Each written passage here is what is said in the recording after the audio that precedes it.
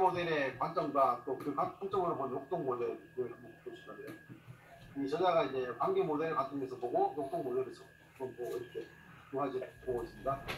먼저 관계 모델 관점으로 보면은 관계 모델 지지자는 비록 프로이트가 의식의 표면 아래 강렬한 갈등이 존재한다는 사실을 지적함으로써 심층 심리학의 길을 열었던 건 사실이지만 갈등의 내용에 관한 한 그는 잘못 이해했다고 생각합니다. 관계적 비평가는 부모와의 초기 관계로부터 성인의 안정된 관계에 이르기까지 모든 사람은 타인과 관계를 맺고 유지하려 한다고 본다. 그들에게 있어서 임상 작업은 환자가 어린 시절에 사용할 수 없었거나 형제들과 공유하느라 부모의 관심을 충분히 받지 못했던 경험, 즉 타자와의 관계를 다루는 작업이다. 아동은 타자들과의 관계에서 겪었던 경험, 자신의 이미지, 이상적인 타자에 대한 환상, 자신에 대한 과대적 환상, 현실과 상상으로부터 나온 내면의 소리 등을 통해 자기의 내용을 구성한다. 현실이나 상상에서 그리고 과거 현재에서 우리 삶의 매 순간 타자들이 존재한다는 사실을 강조하는 이론가들은 관계 이론을 제시한다. 따라서 그들은 대상관계를 본능적 역동의 기능으로 취급하는 이론이 적절하지 않다고 생각한다. 그들에 따르면 인간은 쾌락과 긴장 감소를 위해서가 아니라 접촉 자체를 위해서 타자와 관계한다. 때로는 그 접촉이 쾌락이 아니라 고통을 주더라도 사람은 관계를 추구한다. 중요한 것은 관계이지 쾌락의 추구가 아니다. 여기서 아주 재밌는 얘기를 하죠. 우리는 접촉이 쾌락이 아니더라도 경우에 따른 고통을 주더라도 우리는 사람과의 관계를 추구한다라고 하는 이 진술은 임상적으로 굉장히 파워풀한 거예요. 그러니까 어쩌면 프로이드가 봐서는 쾌락 원리를 가지고는 이해할 수 없었던 우리의 측면이죠. 반복 충동이라는 개념으로 얘기를 하고 있지만 프로이드가 역동이론 가지고 충분히 설명해내는데 어려움이 있었던 부분이에요. 고통스러움에도 불구하고 고통스러운 경험을 계속 무의식적으로 반복해내고 있는 이런 현상들, 그리고 예를 들어 꿈도 악몽을 계속해서 꾸는 현상, 아니면 우리 어떤 외상적인 상황을 계속해서 다시 플래시백해서 재경험하고 있는 우리 환자들, 이런 것들을 설명해내기 굉장히 어려웠는데 관계이론 쪽에서는 쾌락을 주느냐 고통을 주느냐 보다 그 너머에 더 중요한 것은 사람과의 관계를 추구한다고 하는 부분이죠. 그래서 어떤 면에서는 대상의 부재보다는 고통스러운 대상을 가지고 싶어 하죠. 그래서 배드 아브젝트를 놓지 못하는 거죠. 페어벤이 봤던 어떤 면에서는 자기를 버리는 대상이죠. 거절하는 대상, rejecting object하고 짝을 이루는 것은 anti-libidinal ego라고 봤던 거죠. 그렇지만 이 anti-libidinal ego와 rejecting object가 한 짝을 이뤄서 이 두 사람 간에 리비도가 흐른다는 얘기예요. 이런 것이 페어벤이 어떤 나쁜 대상에 집착하는 우리의 모습을 잘 설명해 주고 있죠. 나쁜 대상을 둘로 나눠서 하나는 유혹하는 대상, 하나는 거절하는 대상으로 나누는데, 유혹하는 대상에게 대해서는 분열된 이고를 이때 유혹하는 대상을 쫓아가는 마음을 리비드널 이고라고 봤던 거죠. 그리고 거절하는 대상을 쫓아가는 분열된 자아를 여기서 엔티 리비드널 이고라고 봤는데, 이게 전부 이고의 한 조각이죠. 축출된 이고죠. 스플리트 오프된 이고들인데, 이 이고들이 배드 아브젝트, 두 가지의 배드 아브젝트를 쫓아가는 자기 마음의 일부를 드러내고 있죠. 그래서 궁극적으로 좋은 대상만이 아니라 나쁜 대상을 우리가 놓지 못하고 평생 거기에 리비도가 어태치되어 있다는 모습을 페어벤이 그려내고 있죠. 그래서 나쁜 대상에 왜 우리가 그처럼 집착하는가, 나쁜 대상으로부터 헤어나오지 못하는가 하는 현상을 설명하고 있어요. 그래서 이런 현상들을 설명하는 게 역동 이론을 설명하는 것하고 관계 이론에서 설명하는 건 큰 차이가 나죠. 그래서 어떤 분은 역동 구조 모델에서 하는 설명에 더 수긍하는 분도 있고, 또 어떤 분은 관계 구조 모델에서 설명하는 것을 더 선호하는 분도 있고, 각자 다른 입장에 있을 수 있겠죠. 그렇지만 관계 구조 모델이나 역동 구조 모델이나 각 이 두 개의 모델 자체가 우리의 심리적인 현상을 모두 다 설명해내려고 광범위하게 설명을 하고 있기 때문에 어느 쪽으로도 설명을 할 수 있는 이런 모델인 것은 맞아요. 그래서 어느 하나의 이론만 가지고 다 설명을 해낸다고 이렇게 독점권을 주장할 수 없는 것이 이 정신분석학계의 현실이에요. 양쪽에서 다 설명해내는 이론들을 가지고 있는 것이죠. 이처럼 관계 구조 측면에서 생각하는 임상가와 이론가는 인간의 모든 관계를 쾌락 추구 차원에서 보는 것은 잘못된 해석이라고 합니다. 관계 모델 안에서 역동 모델과 달리 순수한 쾌락 추구와 순수한 경고는 1차적인 힘이 아니라 대상관계 실패에서 나온 2차적 반응이다. 타자와의 풍부한 접촉과 정서적 교류가 가능할 때 성은 타자와 교류하는 많은 방식 중 하나가 된다. 대상 추구가 심각하게 방해될 때만 충동성과 공동성이 생겨난다. 이때 아동 그리고 나중에 어른은 권력과 지배를 통해서 또는 도착적이고 강제적인 성을 통해서 타자와 접촉하고자 한다. 여기서 성은 필사적으로 타자와 접촉하기 위한 수단이 된다. 한 번도 정서적 친밀함을 경험하지 못하고 냉소적인 절망감에 빠진 사람이라면 그는 적어도 접촉과 인정받음을 경험한다는 점에서 덧없는 쾌락을 심지어 고통을 제공하는 관계일지라도 마다하지 않을 것이다. 관계 모델의 지지자들은 역동 이론의 쾌락주의적 견해가 인간 행동과 모순된다고 지적한다. 사실 많은 사람들은 쾌락을 발견하지 못한다. 그런가 하면 많은 사람들은 자신을 불행하게 만드는 상황을 반복해서 만들어낸다. 왜 그토록 많은 사람들이 쾌락이 아닌 불행을 명석화하는 것인가? 어떤 대가를 치르더라도 타인과의 접촉을 바라는 근본적인 욕구가 있다는 주장에 의해서만 설명될 수 있다. 관계 모델은 아동이 관계를 추구하는 과정에서 경험하는 문제를 지적함으로써 아동이 그의 대상을 어떻게 왜곡하는지를 설명한다. 인간의 환경은 그리 안전한 곳이 못 된다. 특히 어린 아동은 자신의 주위 환경에 겁을 먹고 두려워한다. 부모가 아무리 극진한 관심을 쏟는다 해도 그것만으로는 충분하지 않다. 때문에 아동은 부모로부터 받지 못한 것을 환상 속에서 보상받거나 정신 내용을 분열시키거나 현실을 왜곡함으로써 자신의 문제를 해결하고자 한다. 관계구조 이론에서는 타자가 아동에게 어떤 존재였는가 뿐만 아니라 아동 자신이 그 타자가 어떤 존재이기를 원하는 데까지도 들어준다. 초기 아동의 인지 과정은 왜곡들로 가르쳐 있다. 아동의 인지 능력은 시간과 공간과 대상의 형성성이 결여되어 있다. 그것은 바로 초기 대상 관계가 그토록 고통스럽고 강렬한 갈등으로 느껴지는 원인이기도 합니다. 관계 모델 이론가는 아동이 대인 관계적 현실이 왜곡되는 것을 설명하기 위해 역동 개념을 사용할 필요가 없다고 봅니다. 여기서 임상에서 실제 드러나는 것은 보통 청소년들 보는 경우에 굉장한 역전이들을 느끼는데, 임상가에게 본인이 가지고 싶은 대상, 본인이 원하는 대상의 역할을 해주도록 강요하는 어떤 굉장히 강렬한 투사적 동의시를 사용해요. 그래서 임상가들이 자칫 방심하는 사이에 완전히 투사적 동의시에 걸려가지고 이 아이가 원하는 대상이 되어주기 위해서 자기가 여러 방식으로 헌신하려고 나오는 이런 사례들이 굉장히 많아요. 수법이 속에서는. 자기도 모르는 사이에 우리 객관적인 역전이라고 얘기할 수 있겠죠. 아이가 내담자가 임상가로부터 어떤 역할을 하도록 하는 강렬한 힘이 있어요. 근데 그 정서가 들어왔을 때 이 역전을 살피지 못하고 거기에 바로 액팅아웃이 일어나는 역전이 저항이라고 하는 현상이에요.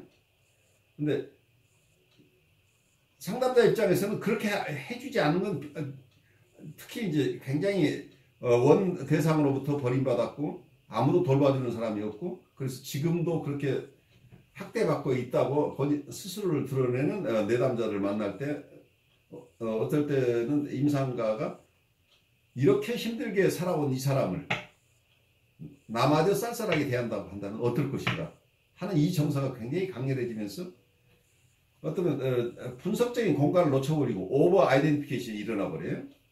지나친 동의시가 일어나 버리게 되면 이 내담자를 있는 그대로 보기가 굉장히 힘들어져요.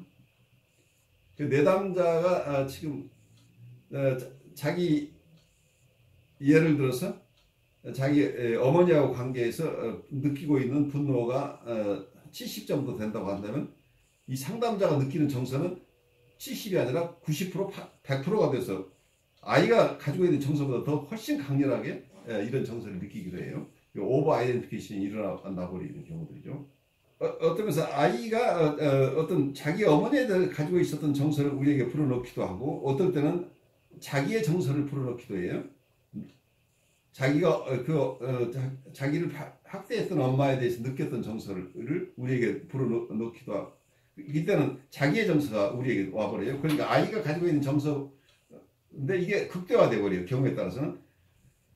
그래서 그 엄마 대상의 아이가 지금 분노를 느끼고 있는 그 엄마에 대해서 이 상담자가 아이보다 더 격렬한 분노를 느끼는 경우 왜 그런 현상이 일어나냐면 자기의 히스토리 속에서 자기 어머니와 상담자와 상담자의 어머니 간에 히스토리가 해결되지 않고 있는 부분이 있었다고 한다면 그 정서까지 여기에 같이 섞여버려요.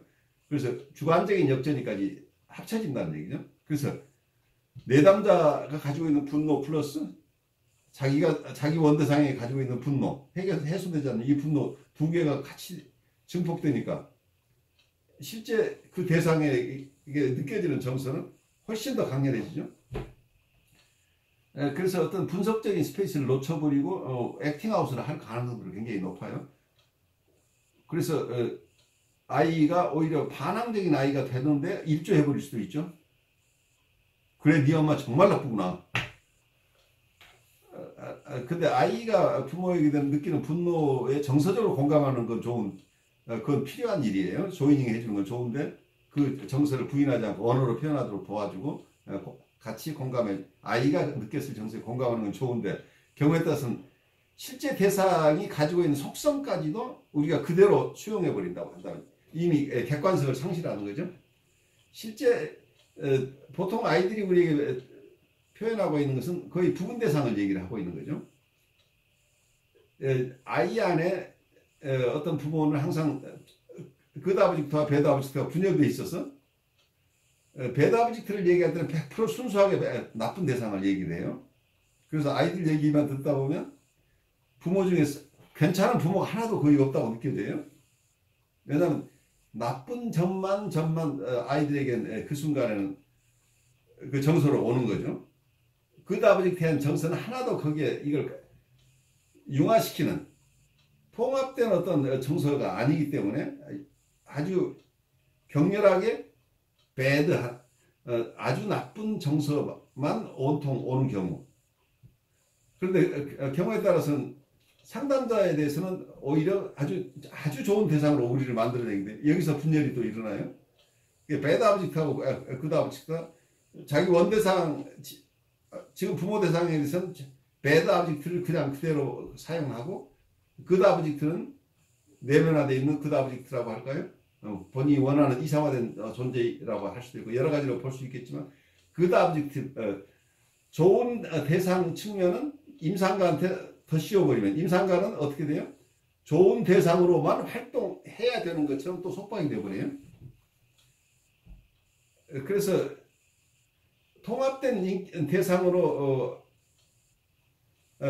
내담자가 실제 삶 속에서 외부 대상을 그렇게 이해해야 되고 궁극적으로는 임상가도 그렇게 통합된 대상으로 봐줘야 되는데 대부분 임상 과정 속에서는 부분 대상으로 분열된 대상으로 보기 때문에 이 역동을 우리가 잘 이해해야 그래야 어떤 내담자의 정서를 공감하지만 내담자의 정서에 휩쓸려 들어가 버리지는 않는 이러한 분석적인 자세를 우리가 견지할 수 있게 되는 거죠. 네, 역동 모델의 관점과 그 관점을 본 이제 관계 모델이에요. 역동 모델 이론가는 타자에 대한 인간의 강렬한 애착을 역동 개념을 사용하여 설명한다. 어째서 아동은 그렇게 강렬하게 부모에게 애착을 받는다. 부모를 다른 형제와 공유하는 것은 왜 그렇게 어려운가? 어째서 아동의 요구는 그토록 강하고 제고는 그렇게 깊은가? 욕동은 인간의 근본적인 열정을 나타낸다. 그것은 인간의 가장 깊고 강렬한 감정을 불러일으킨다. 인간은 평생토록 초기에 어머니와 경험했던 본능적 만족을 원한다. 그러나 아동은 때가 되면 이러한 만족을 포기해야 합니다. 이러한 만족 포기의 경험이 후에 그로 하여금 타인과 관계 맺는 것을 어렵게 만든다. 인간의 행동을 설명하는 모든 이론은 인간 행동의 기본 동기를 가져갈 수밖에 없다. 프로이트는 그것을 성적 또는 공격적 열정으로 보았고 설리반은 그것을 불안회피로 생각했으며 볼비는 애착으로 보았다. 그러나 이러한 동기적 이슈는 다른 관점에서 볼 때는 지극히 환원적인 것이다. 중요한 점은 그러한 근본적인 동기적 힘이 우리의 인간 본성에 가까운 것이어야 하며 상당한 범위의 현상을 설명할 수 있을 만큼 포괄적이어야 한다는 것이다. 욕동 모델 이론가는 욕동만큼 이러한 조건에 부합되는 개념이 없다고 주장한다. 욕동은 인간의 생물학적 유산에 근거해 있으며 임상에서 자주 관련되는 바 아무런 관련이 없는 사람에게 성적 공격적 충동을 쏟아붓는 현상에 대해서도 훌륭한 설명을 제공하는 것으로 갑니다. 욕동 이론에서는 수수한 쾌락, 추구와 수수한 경로는 1차적인 힘이다. 이러한 힘이 조절되어질 때 비로소 대상을 획득할 수 있는 에너지로 전환하는 됩니다. 욕동 모델 이론가는 많은 사람들이 자신을 불행하게 만드는 상황을 반복해서 만들어내는 고통스러운 경험을 반복하는 이러한 현상을 이해한다. 최초의 욕동 대상에 대한 욕망과 금지된 만족은 엄청난 본복의 공포를 가져온다. 때문에 어떤 종류의 쾌락이라도 쾌락 추구는 엄청난 추기 불안을 발생시킬 수 있다. 신경증 환자의 불행은 경속화된 유아기적 공포와 위험 상황 때문에 발생한다. 좋은 가정에서 성장한 아동까지도 쾌락의 추구는 보복을 불러올 것이라는 공포를 갖는다. 이 사실은 그러한 공포가 투사된 공격성의 기초에 있음을 암시한다. 중요한 것은 환경적 박탈과 실패가 아니다. 아동의 내부에서 비롯된 본능적 욕구가 일으키는 갈등이다. 욕동 이론은 아동이 자신의 대인관계적 세계를 왜곡하는 방식을 설명하는 데 적합하다. 대상은 욕동에서 비롯된 욕망에 의해 창조되는 것이기 때문에 실제 대상의 모습보다 아동이 욕망하는 것을 더 많이 반영한다. 여기서 욕망이라는 것을 전제로 두고 보면 많은 부모들은 대상관계 이론 쪽에서 자기의 죄책감을 굉장히 강하게 느끼는 분들이 꽤 많은데 이런 욕동 이론 측면에서 본다면 아이가 부모에게 느끼는 어떤 공격성, 분노 이런 것은 아이가 가지고 있었던 원래부터 타고난 공격성 혹은 우리가 죽은 본능이라고 하는 거죠. 아이 내부에 있었던 공격성이 외부에 투사된 것이다 라고 본다면 부모가 실제 부모가 그래피케이션을 주는 부모냐 아니냐 이런 것하고 상관없이 이미 아이가 가지고 있는 것이다. 이렇게 설명을 하게 되면 부모의 책임은 굉장히 엷어지는 상황이 되죠. 그래서 부모가 죄책감을 갖지 않을 수 있도록 하는 설명하는 이론 속에 이런 욕동 이론이 사용될 수도 있겠죠. 지나치게 죄의식을 가진 부모에게는 이런 욕동 이론의 설명이 납득된다고 한다면 지나친 죄의식으로부터 벗어나는 과정 속에서는 우리가 어떤 면에서 CBT에서 얘기하는 인지 재구성 기법을 사용해서 너무 지나치게 죄의식을 가지 않도록 하는 때 사용할 수 있는 이론이기도 해요. 이제 결론적 이야기를 이 책 전체를 정리하고 있습니다. 욕동 모델과 환기 모델은 각각 그 나름대로 인간 경험을 완전하게 설명하는 포괄적인 설명 체계이다. 두 모델의 전제는 삶과 인간의 본성에 대한 양립될 수 없는 두 가지 전망을 나타낸다. 비록 이러한 전제를 경험적으로 증명할 수는 없지만 이러한 전제는 여러 가지 기준으로 평가될 수 있다. 쿠는 이론을 평가할 수 있는 기준으로 정확성, 일관성, 범위, 단순성, 유용성이라는 5가지를 제시하였다. 그러나 두 모델 중에 어느 쪽이 더 나은지는 판단하기 어렵다. 쿤이 지적했듯이 이러한 기준에 따른다 해도 이론의 평가는 객관적으로 이루어질 수 없다. 사람들은 어느 정도 자신의 주관적인 판단과 가치에 따라 이론을 평가하기 마련이다. 쿤이 제시한 기준으로는 상관없이 정신분석 이론에 대한 평가는 개인적 선택의 문제다.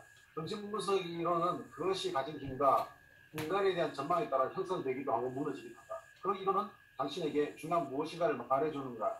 그 이론은 당신의 자신의 가장 깊은 욕구와 욕망과 공포를 잘 설명해주고 있는가? 그 이론은 임상 작업에서 환자들에 대한 설득력이 있는 설명을 제공해주며 그것은 당신 자신의 경험과 일치하는가? 이처럼 이론의 평가에는 평가자 개인의 주관적 요소가 개입되게 만듭니다. 평가자 자신의 인생 예전과 훈련 과정, 함께 자각했던 환자의 부류, 지도 분석가와 교육 분석가를 있죠.